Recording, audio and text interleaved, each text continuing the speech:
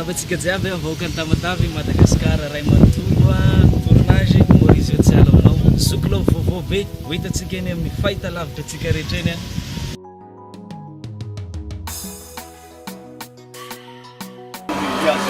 Alors nandiyan nila mga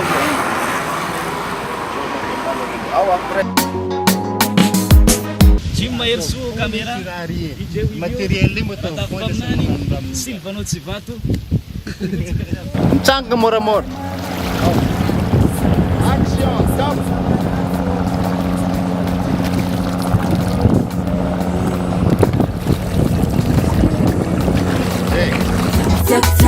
Tiako anao Tia ngalavitra tia alaminao Tiako anao Sa tsy vadiko tia anadio anao Anao